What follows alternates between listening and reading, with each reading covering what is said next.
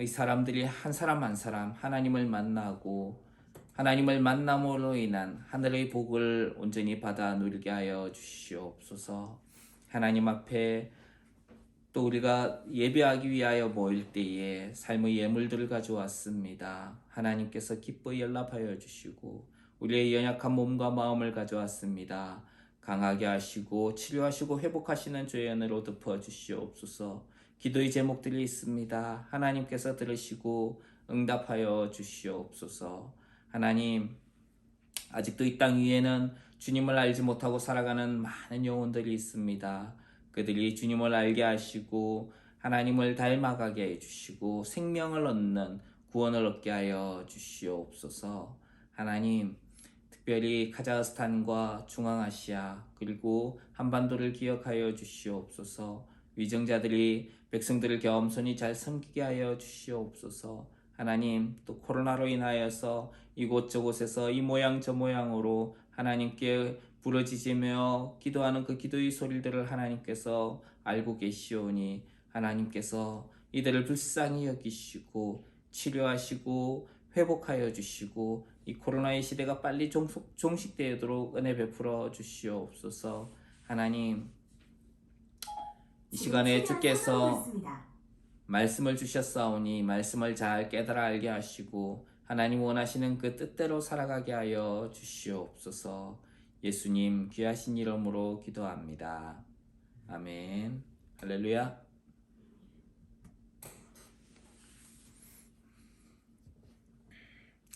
이스라엘 백성들은 유월절 절기가 끝나자 우상 숭배와 관련한 모든 것들을 없앴습니다.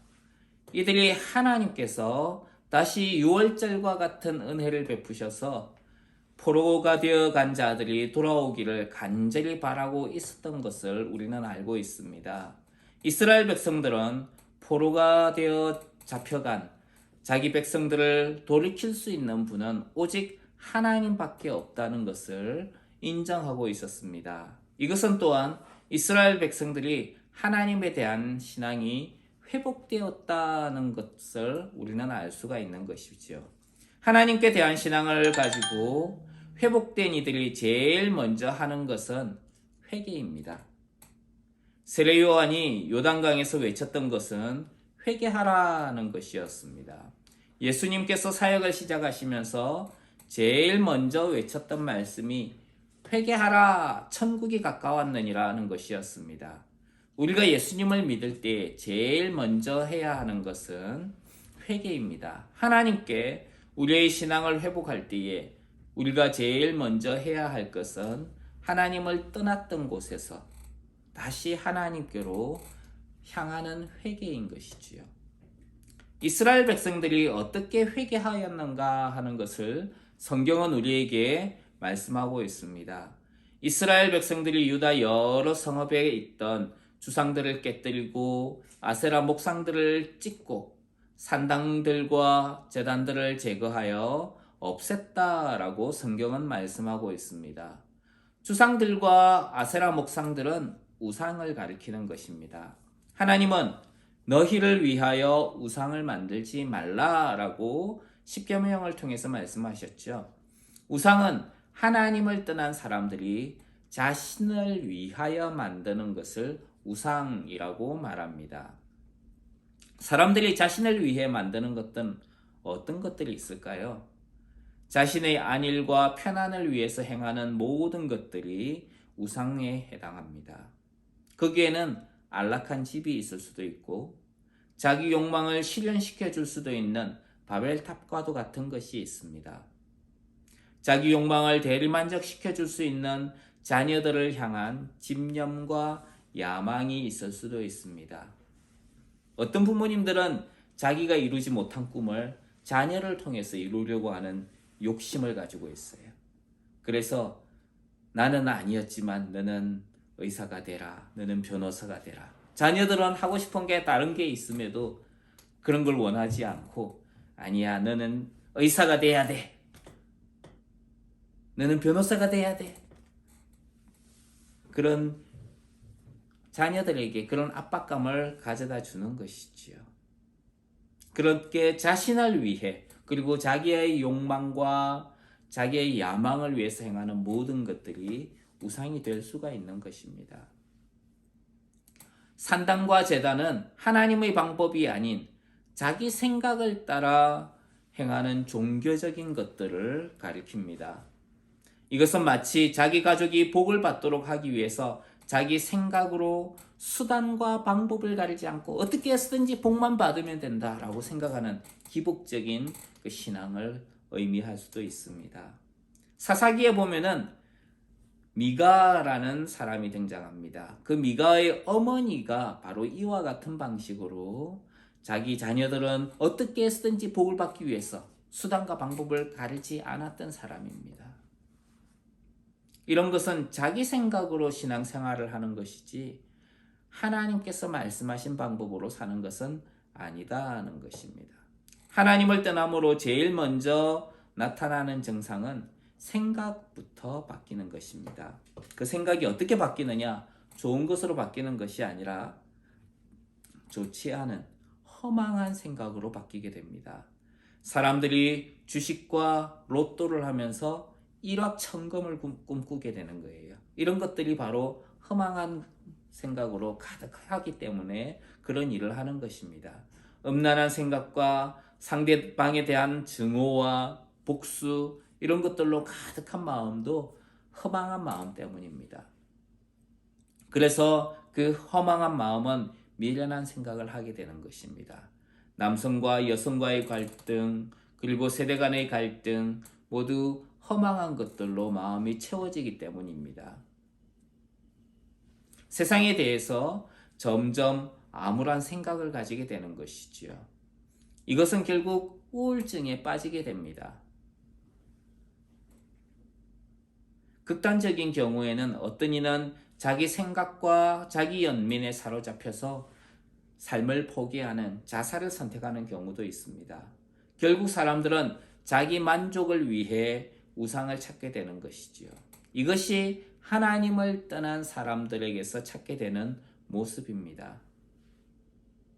즉 죄에 빠진 사람들의 모습인 것이지요. 하나님은 죄에 빠진 사람들이 죄로 말미암아 죽는 것을 원하지 않습니다. 하나님은 사람들이 회개하고 하나님께서 주시는 생명을 얻기를 원하시는 것이지요. 하나님 대신에 선택한 우상을 버리고 우리는 하나님께로 돌아가야 하는 것입니다. 하나님께서 말씀하시기를 너희가 내 앞에 보이러 온다라고 이야기를 하셨어요. 내 앞에 보이러 오니 그것을 누가 너희에게 요구하였느냐? 내 마당만 밟을 뿐이라. 헛된 재물을 다시 가져오지 말라. 분향은 나의 가정히 여기는 바요. 월삭과 안식일과 대회로 모이는 것도 그러하니 성회와 아울러 악을 행하는 것을 내가 견디지 못하겠노라. 그렇게 말씀하셨습니다. 형식과 종교적 절기와 행위로는 회복이 있을 수 없습니다. 하나님은 성경을 통해 이렇게 이야기를 하셨습니다. 오라 우리가 서로 변론하자. 너희 죄가 주홍 같을지라도 눈과 같이 희어질 것이요 진홍같이 붉을지라도 양털같이 되리라. 이것은 형식적인 행위를 가지고는 일어나지 않습니다. 우리가 진정으로 하나님께 돌아갈 때에 그런 일이 일어나게 되는 것이지요. 오직 하나님께로 돌아갈 때에만 온전한 치유와 회복이 있는 것입니다. 보통 예수님을 믿고 나면은 사람들은 그 이후에 대해서는 잘 생각을 안 합니다. 나 이제 구원받았으니 끝이야. 회개한 이후의 삶에 대해서 잘해야 어떤 생각을 하느냐 하면 회개를 하고 났으니까 이제 나는 예수님 믿는 사람이 되어서 그렇기 때문에 이제부터는 교회에 가는 거야. 교회에 가서 신앙생활을 시작하는 것으로 그것이 이제 모두 다 끝난 것으로 생각을 합니다. 그리고 그것이 그리스도의 삶이라고 생각합니다. 그리스도인의 삶이라고 생각하는 것이죠. 하지만 하나님은 우리가 종교인으로 사는 것을 원하지 않습니다. 하나님은 이 세상 가운데에서 하나님의 동력자로, 하나님의 사람으로 우리를 부르셨다는 것입니다. 유다 땅을 정결케 한 이후에 이스라엘 백성들은 예루살렘에 그대로 머물러 있지 않고 자기 본성, 자기 기업으로 돌아갔다라고 말씀합니다. 예수님을 믿는 사람들이 있어야 될 곳이 어디인가? 예수님을 믿는 사람들도 자기 본성, 자기 기업에 돌아가서 있어야 된다는 것입니다. 어떤 사람들은 자기 기업으로 돌아가길 싫어해요. 예수님 믿는 사람들끼리 자기네들끼리 있어 보니까 좋잖아요. 그래서 자기네들끼리 공동체를 이루면서 살아가는 사람도 있습니다. 하지만 하나님은 우리를 그렇게 부르지 않으셨어요. 변화산에서 베드로는 영화로운 모습으로 바뀌신 주님을 만났습니다. 그때 그렇게 이야기를 했습니다. 주여, 우리가 여기 있는 것이 좋사오니. 우리가 여기서 초막셋을 짓되 하나는 주를 위하여, 하나는 모세를 위하여, 하나는 엘리야를 위하여 하사이다. 하지만은 주님은 그 산에 머물러 있지 않으셨어요. 제자들을 데리고 다시 산 밑으로 내려가셨습니다. 그들이 있어야 할 곳은 산 위가 아니라 산 밑이었기 때문에 그렇습니다. 산 아래였기 때문에 그래요. 산 아래 그곳에는 세상이 있습니다. 거기에는 생존을 위해 싸우는 사람들이 있습니다. 나를 못 잡아 먹어서 안달이 난 사람들이 있어요. 나만 보면은 화를 내고 나를 괴롭히려고 하는 사람들이 있어요. 집에는 아이들이 온갖 방을 막 다 어지럽혀 놓고 있습니다. 야! 방을 이렇게 쑥대 맞춰 놓고 있으면 어떡해? 청소해야지. 빨리 청소기 가져와. 설거지는 가득 쌓여 있어요. 집안 정리는 하나도 안 돼 있습니다. 차라리 집에 안 들어오고 산 위에서 사는 것이 얼마나 행복할지.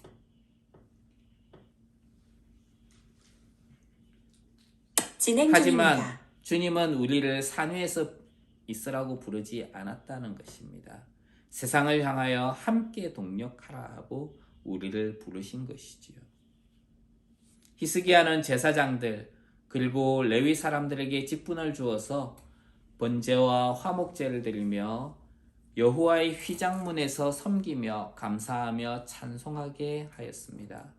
그리고 예루살렘 사람들이 제사장과 레위인들이 올바로 하나님의 일을 할 수 있도록 그들의 필요를 제공하도록 했습니다. 여기에서 우리는 두 가지를 생각하게 됩니다. 하나는 제사장과 레위인들에게 직분을 맡겼다는 것이고, 또 하나는 그들의 일을 잘할 수 있도록 하기 위해서 필요한 것을 공급했다는 것입니다. 하나님은 우리에게도 직분을 맡겨주셨죠. 그 직분을 맡기신 것은 성도를 온전하게 하고 봉사의 일을 하게 하고 그리고 그리스도의 몸을 세우도록 하기 위해서입니다. 그래서 하나님은 우리에게 직분을 맡겨주셨습니다. 그것은 단지 교회 활동만을 말하는 것이 아닙니다.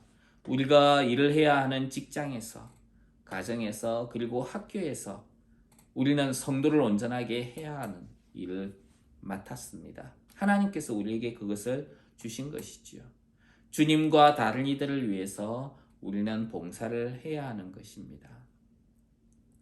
우리를 통해서 하나님께서 영광을 받으시도록 우리가 있는 곳에서 그리스도의 손과 발의 역할을 해야 하는 것이지요. 이것이 하나님께서 믿음을 가진 사람들에게 원하시는 것입니다. 또한 하나님은 하나님의 일을 위해 서로 필요를 채워주도록 하셨습니다. 우리가 연보를 하는 것도 바로 이를 위한 것입니다. 사도들은 예루살렘에 있던 히브리인들이 어려운 일을 당하자 그들을 위해서 여러 가지 착한 일을 많이 했습니다. 그런데 그 일이 점점 많아지자 사도들은 이 일을 더 효과적으로 잘 할 수 있도록 집사를 세웠습니다. 그리고 그 공개하는 일들을 집사들에게 맡겼어요. 사도들은 그럼 무엇을 하느냐? 기도하는 것과 하나님의 말씀을 전무하는 것을 담당했습니다. 이것은 하나님의 말씀을 더 효과적으로 전달하기 위해서 취한 조치였습니다. 그러므로 우리는 어떠든지 사도들이 이 사건을 통해서 우리가 보게 되는 것은 어떻게 하든지 하나님의 말씀을 전하도록 하는 것에 그들의 최우선 순위가 있었다는 것을 보게 됩니다. 즉 어떤 다른 사람들을 돕는다든지 이런 것도 필요하지만은 제일 중요한 것은 하나님의 말씀을 온전하게 전하도록 하는 것에 모든 초점이 맞추어져 있었던 것이지요. 바울이라는 사도도 하나님의 말씀을 전하기 위해 노력을 했던 것을 보게 됩니다. 할례자에게는 할례자의 모습으로, 율법 아래에 있는 자에게는 그리스도의 율법 아래에 있는 자의 모습으로 나아갔던 것이죠. 그리고 자기가 하는 모든 일이 어떻게 하든지 복음을 전하기 위한 가장 좋은 방법이 되기를 원했습니다. 마찬가지로 우리도 그와 같은 마음을 가져야 됩니다. 나를 통해서 누가 드러나기를 예수 그리스도께서 드러나시도록 해야 된다는 것이죠. 우리는 복음을 전하기 위해서 어떤 일을 하고 있는가를 생각해 보게 됩니다. 동력자들 중에는 복음을 전하는 자로 헌신한 자들이 있습니다. 어떤 사람은 선교사로, 어떤 사람은 전도자로 그런 마음을 가지고 살아가는 것을 보게 됩니다. 비록 우리가 목사나 전도자가 되어야 하는 것은 아닙니다. 하지만 우리가 하는 일은 내 유익을 위해서가 아니라 복음을 전하기 위한 것이어야 되는 것이지요. 이를 위해서 우리가 정치를 해야 되고 공부를 해야 되고 교육을 해야 되는 거예요. 무엇을 위해서? 복음을 잘 전하도록 하기 위해서. 복음을 전하기 위해 우리는 사람들에게 나아가고 다가가야 되는 것입니다. 우리도 그리스도 복음을 전하기 위해 여러 가지 모양으로 수고하는 하나님의 사람들이 되기를 주님 이름으로 축원합니다. 히스기야 왕이 그렇게 명령을 내리자 이스라엘 자손들은 11조를 포함한 풍성한 예물을 가지고 사람들에게 나왔습니다. 그 양이 얼마나 많았느냐 하면은 셋째 달에 더미를 쌓기 시작했는데 일곱째 달에 마쳤다라고 말씀합니다. 어쩌면 이것을 가지고 하나님께 많은 양을 드리는 것이 중요하다라고 생각할 수도 있을 거예요. 많이 드릴 수 있으면 많이 드리는 것도 필요합니다. 그러나 많은 연보를 내도록 강요해서는 안 되는 것이지요. 또 연보를 많이 했다고 자랑해서도 안 됩니다. 물론 신약시대의 성도들은 어떻게 연보를 했느냐 하면 자기 힘에 지나치도록 연보를 했다라고 말씀합니다. 그들이 그렇게 할 수 있었던 것은 다른 성도들을 향한 긍휼과 사랑의 마음이 있었기 때문이었어요. 내가 연보를 많이 한다면 하나님께서 나에게 더 많은 복을 주실 것이다. 더 많은 물질의 복을 주실 것이다. 그런 마음을 가지고 연보를 한다면 그건 잘못된 것이라는 거죠. 내가 많이 연보를 한다면 복을 많이 줄 것이다. 그것은 기복주의에 기인한 것입니다. 오히려 우리는 하나님을 사랑하고 다른 이들을 긍휼히 여기는 마음으로 연보해야 되는 것이지요. 히스기야를 비롯한 예루살렘 백성들의 마음은 바로 이와 같은 긍휼과 사랑의 마음에서 시작된 것이었습니다. 많은 연보에 대해서 히스기야와 레위인과 제사장들은 그렇게 많이 쌓인 연보 때문에 놀랐어요.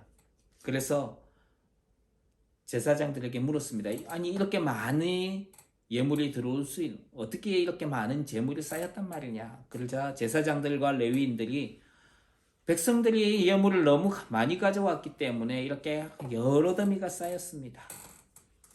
하나님께서 복을 주셨기 때문에 이렇게 백성들이 하나님을 위해서 연보를 할 수 있었습니다. 예물을 드릴 수 있었습니다. 라고 이야기를 했습니다. 하나님께서 나에게 주신 은혜로 다른 사람들이 풍성함을 경험하게 하는 방법이 있습니다. 하나님께서 나에게 주신 복을 우리가 어떻게 사용하고 있는가 하는 것을 보아야 합니다. 그것을 나를 위해서, 나 자신의 유익을 위해서 사용하고 있는가, 아니면 다른 사람들을 위해서 베풀고 있는가 하는 것이지요. 이것은 단지 물질적인 부분만 해당되는 것이 아닙니다. 우리가 사용하고 있는 시간도 마찬가지입니다. 내가 가지고 있는 재능도 마찬가지입니다. 나의 유익, 나를 위해서 사용하는가, 아니면 다른 사람을 위해서 사용하는가, 우리는 돌아보아야 되는 것이죠. 내가 가진 요리를 하는 재능이 있다고 생각해 보십시오. 나를 위해서 그 재능을 사용합니까? 아니면 다른 사람들에게 베풀고 있습니까? 하나님께서 자기 백성에게 주신 복으로 만족하게 먹었으나 남은 것이 많은 은혜를 경험하려면 우리가 가지고 있는 것들을 다른 사람들과 나누는 것입니다. 우리가 나눌 때에 그런 하나님의 풍성한 은혜를 더 많이 경험하게 될 것입니다. 가지고 있는 것을 잘 관리하는 것도 필요한 것이지요. 이것을 청지기라고 부릅니다. 히스기야는 쌓여있는 예물 더미를 그대로 방치해 두지 않았습니다. 하나님께서 백성들을 통해 주신 그 예물을 하나님의 전에 방들을 예비를 시켜서 사람을 세우고 그것을 관리하도록 했습니다. 그렇게 관리하는 일을 하는 사람을 청지기라고 부르지요. 하나님께서 우리에게 주신 것을 내 거다 이렇게만 여겨서는 곤란합니다. 오히려 하나님께서 나에게 주신 것은 나를 통해서 그것을 관리하도록 위해서 주신 것이다 라고 생각해야 합니다. 그래서 필요에 따라서 우리는 내가 가진 것들을 다른 사람들에게 나눌 수 있어야 되는 것이지요. 이것이 청지기의 생각이고 청지기의 삶인 것입니다. 예수님은 이렇게 말씀하셨습니다. 천국의 제자된 서기관마다 마치 새 것과 옛 것을 그 곳간에서 내어오는 집주인과 같다라고 이야기했어요.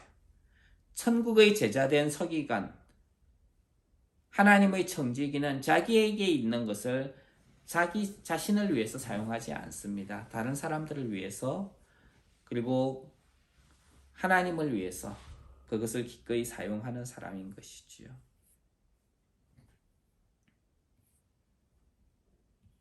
히스기야는 유다에서 하나님 보시기에 선과 정의를 그리고 진실함으로 행했습니다.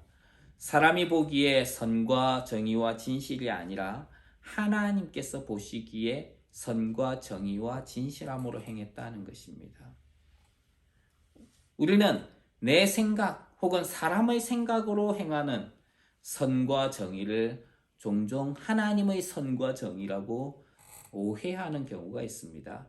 히스기야는 사람이 보는 그대로가 아니라 하나님께서 보시기에 선과 정의와 진실함으로 행했다라고 말씀합니다. 하나님의 관점을 가지고 세상을 바라보아야 되는 것이죠. 세상의 관점이 아니라 하나님의 관점으로. 그것이 바로 하나님께서 인정하시는 삶인 것입니다.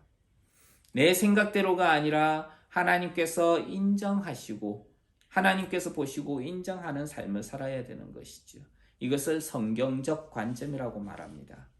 세상은 자기가 가진 관점과 기준이 옳다라고 말합니다. 예수님을 믿는 많은 사람들도 세상에 있는 사람들이 어떻게 보느냐가 중요하다라고 말합니다. 하지만 우리는 하나님께서 우리를 어떻게 보시느냐, 이것을 더 중요하게 여겨야 합니다. 사람에게 좋고 옳게 보이는 것이 아니라 하나님께 좋게 하고 하나님의 기쁨을 구하는 사람들이 되기를 주님 이름으로 축원합니다. 히스기야는 하나님을 찾고 한 마음으로 행했다라고 말씀합니다. 하나님을 찾았고 또 하나님을 찾는 마음으로 행했다는 것입니다. 이것이 우리가 하나님 앞에 가지고 행해야 하는 마음입니다. 예수님은 늘 이런 마음을 가지고 행하셨다라고 말씀합니다. 항상 하나님과 함께 한다는 마음을 그는 가지고 있었던 것이지요. 예수님은 이렇게 이야기하셨어요. 나를 보내신 이가 나와 함께 하시도다. 내가 항상 그의 기뻐하는 일을 행함으로 나를 혼자 두지 아니하셨느니라. 하나님께서 나와 함께 하신다는 것을 우리가 기억해야 합니다. 그렇다면 하나님은 우리를 통해서 세상이 알지 못하는 아주 놀라운 것을 경험하게 해주실 것입니다. 예수님을 믿고 하나님의 백성이 된 자들이 제일 먼저 해야 하는 것은 회개입니다. 그리고 자신이 가진 재능과 은사를 복음을 위해서 하나님과 다른 사람들을 위해 사용하는 청지기의 삶을 사는 것이 필요합니다. 우리가 청지기의 삶을 살 때 선과 정의와 진실함으로 살아야 한다라는 것을 성경은 말씀하고 있습니다. 우리가 하나님께서 맡기신 은혜를 베풀 때에 선함과 정의와 진실함으로 잘 감당할 때 하나님의 형통하심이 함께할 것입니다. 사도들이 부활하신 예수님을 전하자 백성들은 모여서 하나님의 말씀을 듣기 시작했습니다. 그리고 그들은 하나님을 예수 그리스도를 믿었어요.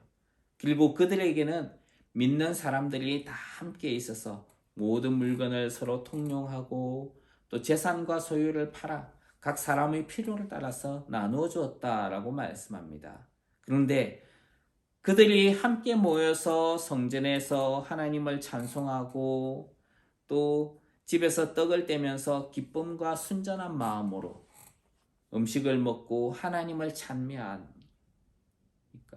어떤 일이 벌어졌느냐 하면은 하나님께서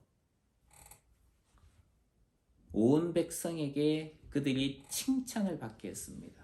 그리고 구원받는 사람을 날마다 더하게 하셨다라고 이야기합니다.